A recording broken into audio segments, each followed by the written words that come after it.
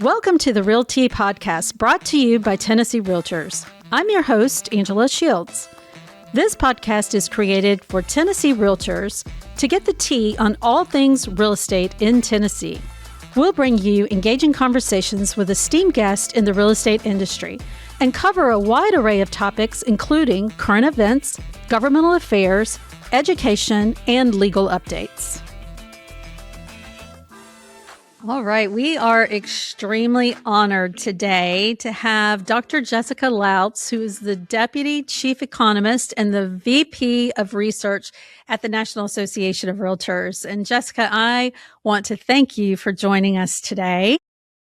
Thank you. I'm really excited to be with you. I think this is going to be a great conversation. I can't wait. Absolutely. I'm going to guess you probably haven't seen our podcast, but our podcast is called the RealTea Podcast.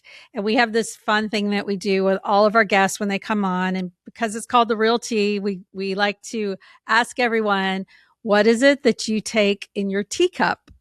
Ooh, okay. So I'm a sleepy time tea person in the evenings with a paper book. And so I don't take anything in my sleepy time tea. But in my coffee in the morning, I put protein shake into it just to get more protein. Wow, that's interesting. My husband likes to do the sleepy time type teas as well at night. So no caffeine. I've given him the caffeine before and it keeps him up all night. So same. I have to be quiet and go to bed. Yeah, same.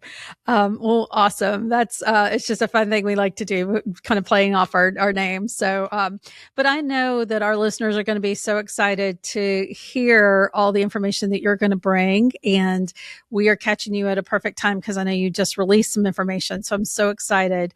But let's just dive in, because I think the very first thing that I want to ask you is, what are some of the key indicators that you are watching right now that Tennessee Realtors should pay attention to and make sure that they're honing in on?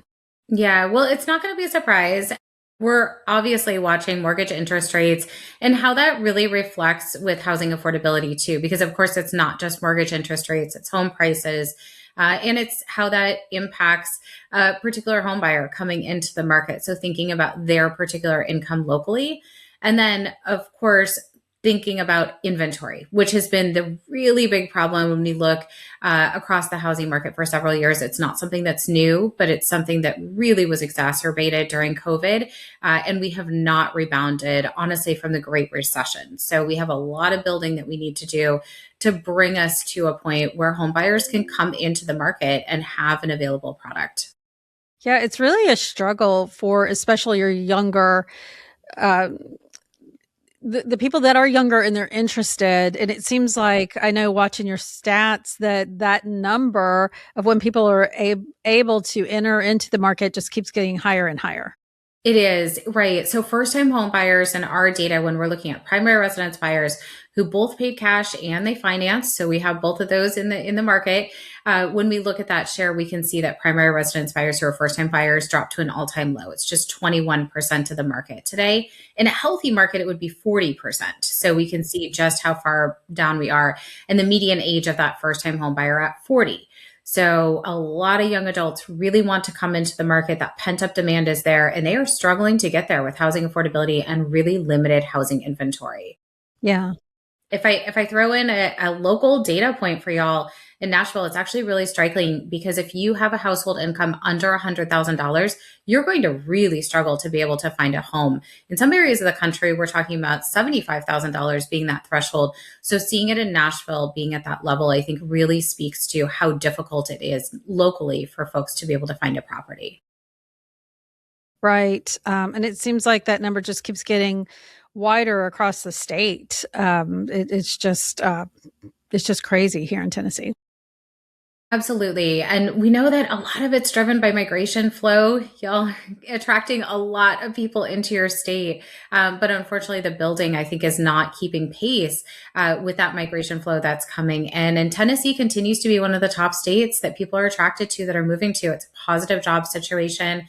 And Tennessee as a whole gained 64,000 people last year. That's a lot. That's a lot of people coming into your state. Yeah. Yes, and I know we are attracting a lot of companies that are coming in. We are constantly seeing. We just saw Whataburger move, um, not Whataburger. I'm sorry, In-N-Out Burger that is moving here from California, and Texas would kill me for saying Whataburger, but we have a lot of companies that are constantly moving into Tennessee.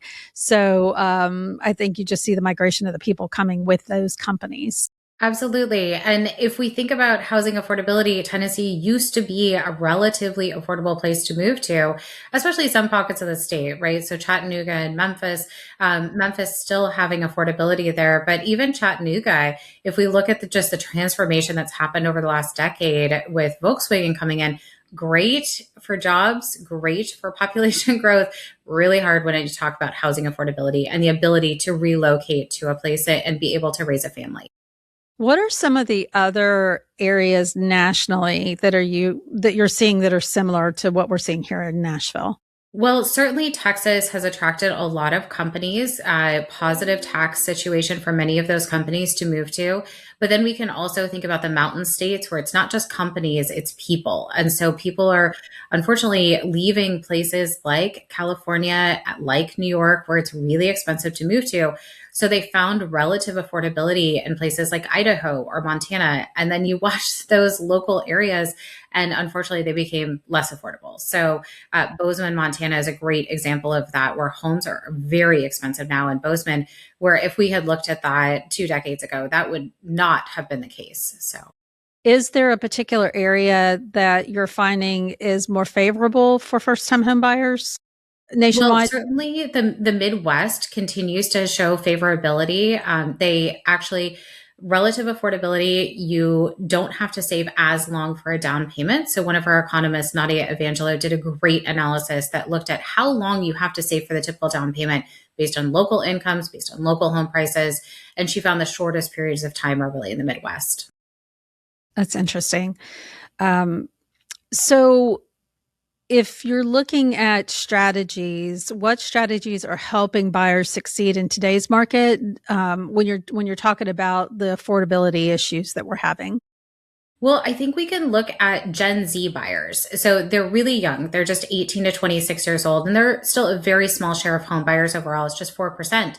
But a whopping 14% of them actually use government programs. So I think they're becoming savvy when we think about the housing market. They're taking advantage of low down payment programs. They're researching what options are out there for them.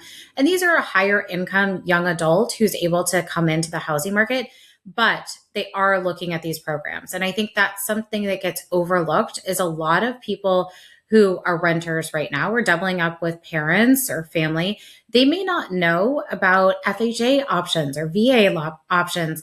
And so they're not even on their radar. They're thinking they have to save 20% down. And we can see that repeatedly in different survey work that people are not aware of these programs. So getting that onto the radar, I think, is really important. I think that's a great point and something that makes the realtor so valuable because they have that information and that is something that they're able to bring to the table and make sure that they're communicating and talking about because there are so many great programs out there. Absolutely. And places like the down payment resource, it actually provides an interactive website where you can go and explore, and perhaps that's based on income level or career options. But that actually gives you an idea of what you could qualify for, not just the blanket VA loan or the FHA loan that are out there. I know that your team does a lot of research on the types of buyers and what they're looking for and who's actually buying. And here recently, you just released one on the generational Mhm. makeup. Can you talk a little bit about that? Yeah, so I talked about Gen Z, but I'm going to give you one other Gen Z fact just because it's so striking is that more than half of them are actually single buyers. And some of that could have to do with their age. They are still very young, so they could get married later on.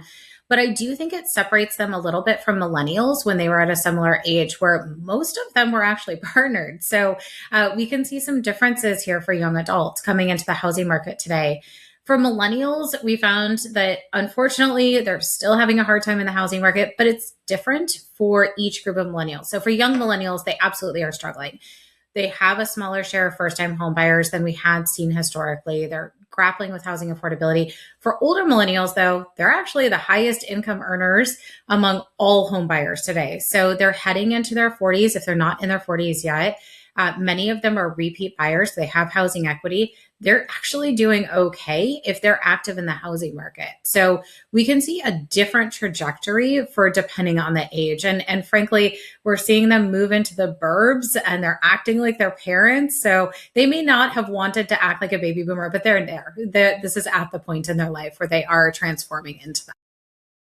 I can remember hearing you speak at one point, and this may be older data, but I remember you talking about the features that were important to some of the various different home buyers. I remember one time it was about their pets. Are there striking features about the home that are important today? Well, the pets are still really important. 16% of buyers are factoring in their pets into their neighborhood choice. So they're still thinking about those walking neighborhoods, the fenced yards, the dog park, all of those things being very important. I think what's interesting is today, regardless of generation, whether you are Gen Z, the youngest buyer, or whether you're the silent generation as an active retiree at this point in your life, we are seeing the majority of buyers are purchasing single family homes in the burbs. So that still is the most popular type of home that is being purchased. It probably has to do with what we actually have available right now as housing stock in America is generally that. Townhouses are more popular among single women, not a surprise, probably less upkeep needed there, less maintenance, but also thinking about a smaller space probably being wanted, appreciated. And also she can get there a little bit easier with housing affordability. So those are some of the big findings that we found from this generational trends report this year. And are you seeing anything that speaks to the open floor plan or the closed, so you have closed rooms that are So defined? we don't go into that much detail. What I will say is that we are still seeing a really solid share of multi-generational buyers. And Yes. I always think when I look at that data, you better have closed rooms because otherwise you're going to hear everyone scream. That being said, I don't know that that's necessarily true. I think the big concern for many of those multi-generational buyers, because many of them are purchasing with an elderly parent, is thinking about safety features within that home. So thinking about the entrance into the home, how many stairs do you have? Are your hallways wide enough for a walker or a wheelchair if needed? And is the bathroom safe? And so like those are probably really big concerns. One of the things that I've heard too, talking about multi-generational, is just how technology can really solve a lot of the problems and concerns that many elderly parents aging in place may have. Like just consulting your phone to have the lights turn on and off, adjusting the heat. So you don't have to worry about it and make steps that you may not have to actually make. Oh, that's so interesting. So as you're doing some of the research that points to that type of data, is there anything that has surprised you that you just found really interesting? Well, I do think that every time we kind of dig into it, it's kind of like a box of chocolates. You don't really know what the data is going to tell you until you get into it. It's always a surprise. So some of the surprises, certainly those single Gen Z buyers, the strength of the single woman buyer continues to be very strong. So it's a quarter of first-time home buyers overall are single women. It's really pretty extraordinary when we look at the data. The other things I think are really interesting too are baby boomers continue to be the biggest generation of home buyers overall. Even though they're a smaller generation, they're the biggest share of home buyers. One of the funny ones from this year when I was looking through the report, if data can be funny, this one was funny to me, is that younger baby boomers who are in their 60s tell us one of the big motivational factors of why they sold a place and they moved was to downsize. And then you look at the data and they didn't downsize at all. There was no difference in the median square foot. So I'm sure some of them did, but there was really no change. They still want their space. Maybe they just wanted to get rid of their stairs or something and they just got it in a different layout. Yeah, totally possible as a change in layout, a newer home, one they don't have to worry about as much. Absolutely possible. But as far as less space, fewer of them. Is there a particular trend that realtors need to pay a little closer attention to? Well, I think just not discounting different groups, right? So seeing that single woman so strong, seeing the baby boomer so strong. I mean, we probably discounted both of those thinking, well, millennials are the biggest generation. So they're probably out there as the force. Well, they're having a hard time getting there. So I think thinking about those ideas is certainly helpful. The other thing that I would say is the flip side to all of that research means that there's opportunities for those folks who are not in the market to actually bring them in. So thinking about single men, where are they? We need them in the housing market. They have the ability to purchase a home and they could build wealth just like those single women can. So I think bringing them into the housing market, thinking about the flip side of that, that there is an opportunity for millennials if that housing stock, that affordable housing stock is available too. So every time we see that discounted buyer, the buyer who's being shut out, there's an opportunity to bring them in. Mm-hmm. So turning the attention a little bit in a different direction, I know we recently had you come and speak to the Region 4 leaders. And Region 4, for anybody who's listening that would know, is the states of not just Tennessee, but Kentucky, North Carolina, South Carolina. And you shared some really good information just about our region specifically. Mm-hmm. Do you mind kind of sharing a little bit about kind of what's going on with the 4 states? Yeah. So the biggest thing that I'm seeing for your 4 states is actually a really strong pocket of migration flow.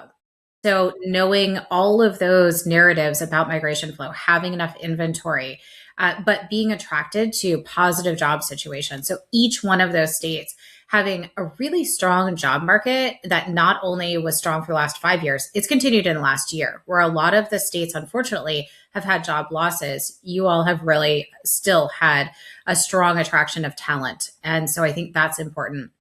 A lot of people being attracted to those areas for positive weather situations, a pull from family to relocate there. And so we're seeing those patterns across the 4 states. But of course, locally, everything's going to be so completely different.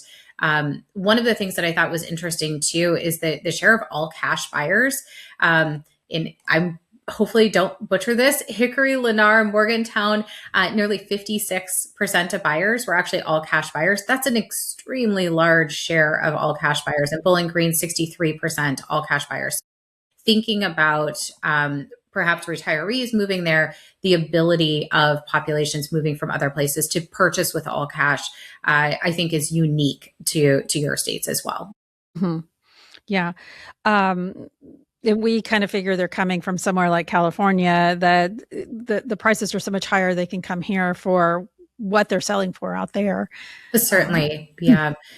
And Californians seeing that unfortunately that population loss over the last couple of years, it's slowed, but it is still happening just because of, I think, affordability conditions. Yeah. Yeah. You mentioned weather, but all 4 of our states get that extreme weather with the tornadoes and we even had the hurricane that came through. I was trying to think like just the flooding, all of that type of thing. Do you ever see any patterns with that being a negative impact on like this region?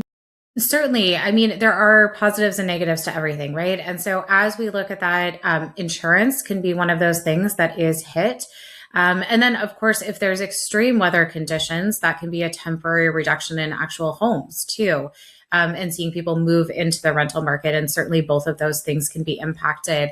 And looking at your local areas too, we've actually recently done in our department as well an analysis on the increase in escrow. So looking at how both taxes and insurance costs have increased over both a 1-year and a 4-year or a 5-year period rather.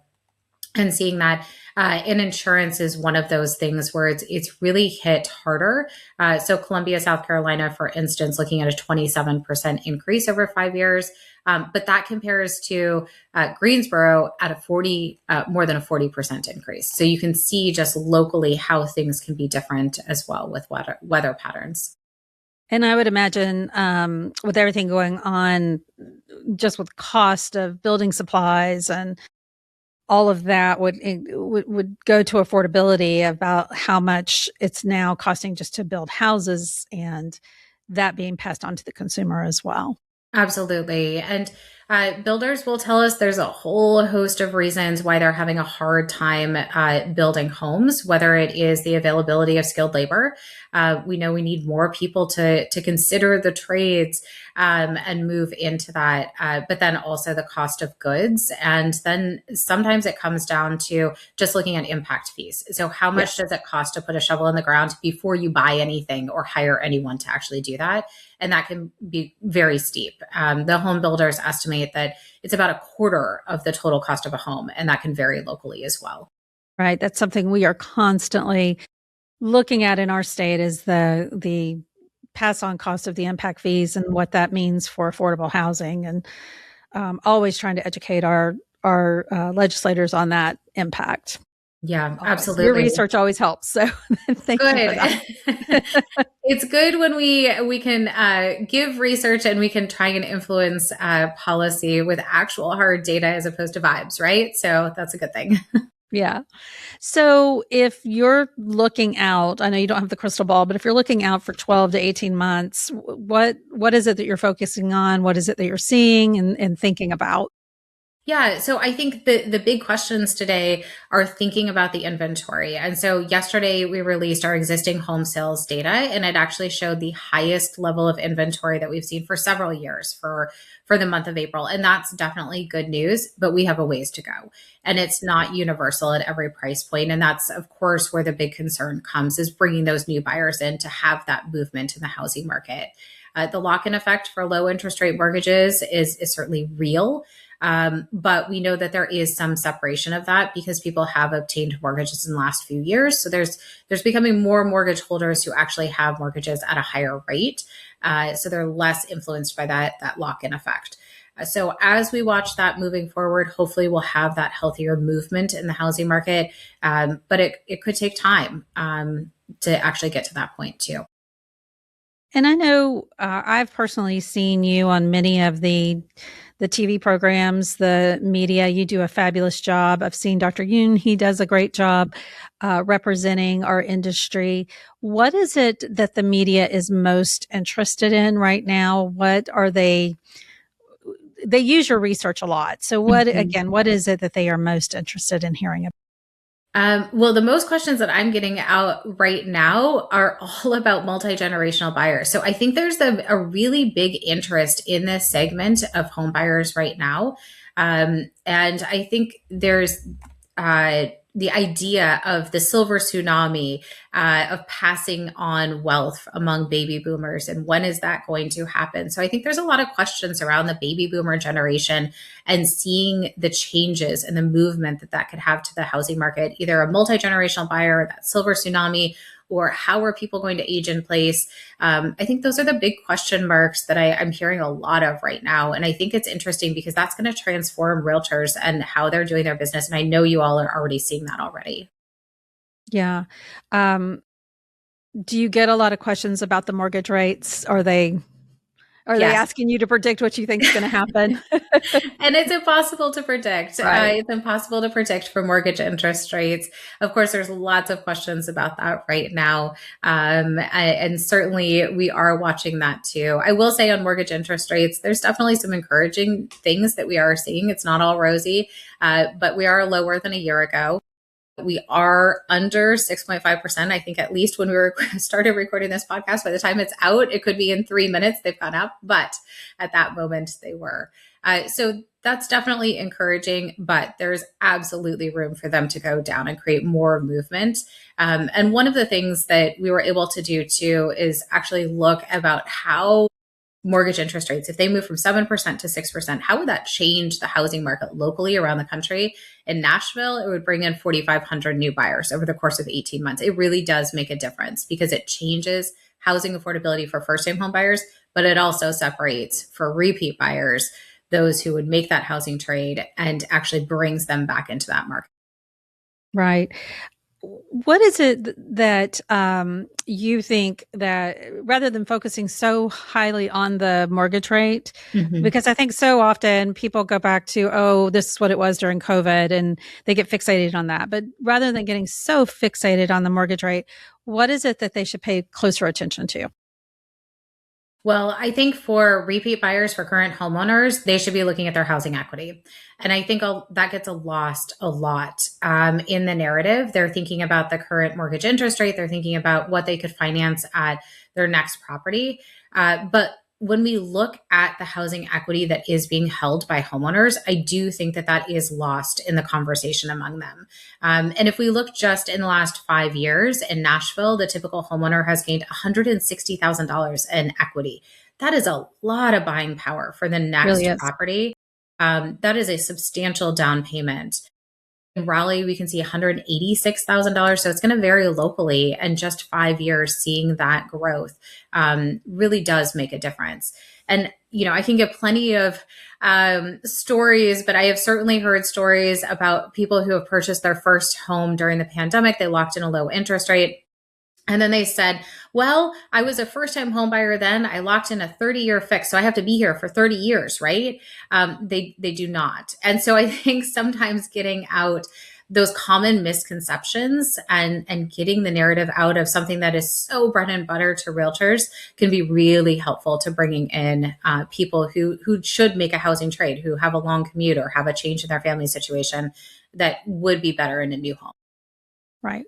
Again, another great value of the realtor because they are in the position to be able to educate the public, the consumer, and everyone that they have that knowledge and they can help guide people through that.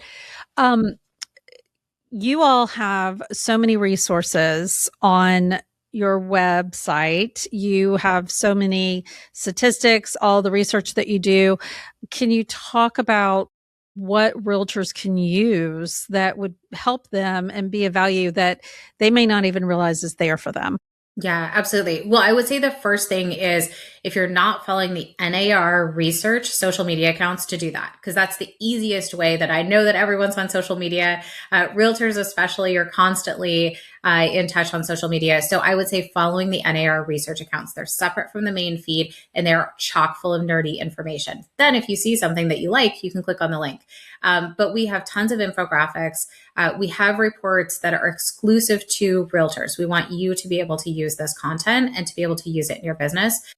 The other thing that I would also plug is our blog. So our blog has daily content that we are putting up there, keeping a pulse on the industry. It's all unique content and it's super easy to use and it's all super interactive. So when our writers and our economists and our researchers are writing on there, they want to make it approachable. And so they want to put it in a voice that is easy to read and not a dense report. Well, and the other thing that I would say is that if a realtor who's a member is looking for content that's just easy to share and get some of this information that we're talking about out to their customers and clients, this is the easiest way to do it. You've made it so easy to be able to share some of this information. Absolutely. Yeah. And go for go it. ahead. No, you go ahead. If they want to become an ambassador, if they get really nerdy about it, we will actually email them twice a month, a recap of things that we think are really cool that they can easily share on their social media with actually pre-written content too. So we'll make it super easy for them. Very easy. Yes, you do. The other thing I was going to say is that you put out, like you were talking about the generational information. So you make it so easy on how they can take that information and then use it as well with how to market. I think that is just so fabulous. We want you to be able to put it into your hands and to share it with your consumers to really talk. And I can give an anecdote that someone grabbed a blog post and it had an infographic about single women and she threw it onto her social media. She had a woman reach out to her that she had not worked with, that was not a referral from a past client. And it was a single mom and she was renting. And she said, wait, I can go and do this. I'm seeing a lot of women are going and doing this. And she reached out to that realtor from seeing that infographic. So sharing that type of content, it makes people feel like they're not alone, I guess, in the world. So it's not just someone who adopted a dog, that dog got big and they're like, do I need to move? They might feel like they're crazy, but no, they probably should move and they should reach out to you. Right, right. Well, Jessica, believe it or not, we are already coming to the end of the time. But before I let you go, are there any other tips or tricks or just information that you feel like that we didn't cover that a member should know? I think just feeling confident using our data would be great, and putting it out there, sharing it, being nerdy with it. I think that's wonderful. And also, customers don't know everything, and so feeling free to educate them, I think, is a wonderful thing. And we have tons of data. So if you get texted something that is bonkers, we have the data point to help you level set with what's really going on. Well, again, you all make it so easy to be able to get hold of that information, but they do have to go and find it. They have to go onto the website and actually use it, or onto social media. You do make it so easy by just going onto the social media. So I want to thank you, because we use your information from the association standpoint, and you're always accessible, like today. And I can't tell you how valuable the information is. And it's always so interesting to read. Wonderful. Well, thank you so much for the opportunity to get it out there more into the hands of realtors. Thank you. And thank you for everything you do. Thank you for being here. Thanks. Thank you all for joining us today on the RealTea Podcast. If you enjoyed this episode, please share it with your friends and colleagues. Then visit tnrealtors.com to submit your questions and topics for future episodes of the RealTea Podcast. Thanks for listening.